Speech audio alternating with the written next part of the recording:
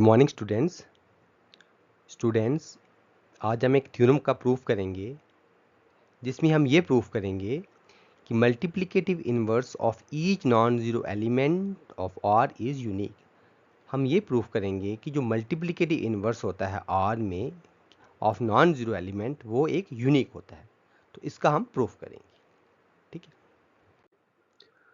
जैसा कि हमें पता है कि अगर हम किसी भी चीज़ को एलिमेंट को अगर हमने यूनिक प्रूफ करना है तो उसके लिए हम क्या करेंगे, इफ़ पॉसिबल हम ये सपोज करेंगे, if possible let us suppose that हम क्या करेंगे, दो इन्वर्सेस लेंगे किसी नॉन ज़ीरो एलिमेंट के।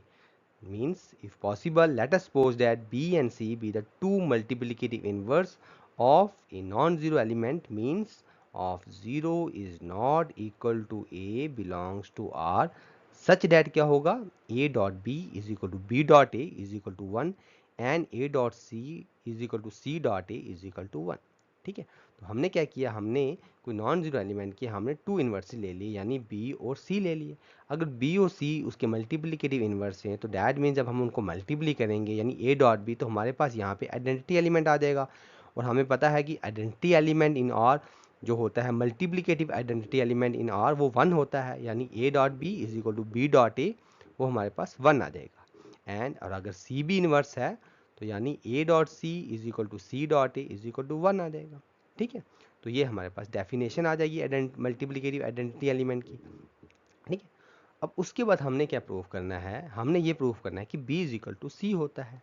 तो उसके लिए हम क्या लिखेंगे, हम लिखेंगे b इज इक्वल टू, तो b को हम लिख सकते हैं 1 डॉट बी। ठीक है ना, तो b को हम ऐसे लिख सकते हैं 1 डॉट बी। अब 1 जो है, अगर 1 यहाँ पे देखें तो 1 हमारे पास a dot b is equal to b dot a, ये दोनों हमारे 1 के इक्वल हैं। और a dot c is equal to c dot a, ये भी 1 के इक्वल है। अगर यहाँ पे हमने b लिया है तो जो b है तो हमने b वाले टर्म्स हम नहीं लेंगे, यानी हम ये नहीं लेंगे और हम ये भी नहीं लेंगे, यानी b डॉट ए भी नहीं लेंगे, ए डॉट, तो हम यहाँ से जहाँ पे b नहीं होगा यानी हम ए सी भी ले सकते हैं और c डॉट ए भी ले सकते हैं। तो हम यहाँ पे लिखेंगे 1 की जगह हम ये वाला टर्म यूज़ करेंगे यानी c डॉट ए, तो आप a डॉट सी भी ले सकते हो। तो यहाँ पे आएगा 1 की जगह c dot a dot b. ठीक है, तो उसके बाद क्या आ जाएगा, अब जैसे कि हमें पता है कि a कॉमा बी कॉमा सी ये किसको बिलोंग कर रहे हैं, r को कर रहे हैं।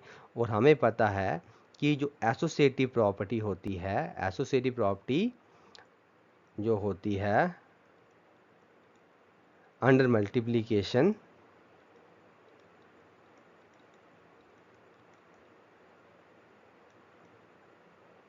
होल्स इन आर, वो आर में होल होती है।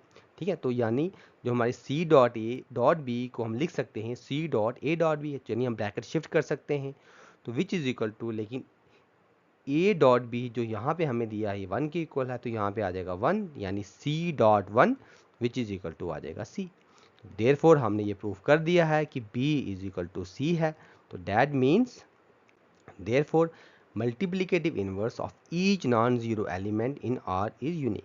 तो मीन्स हमने ये इसका प्रूफ कर दिया है। ठीक है, आई होप आपको ये समझाया होगा। Thank you.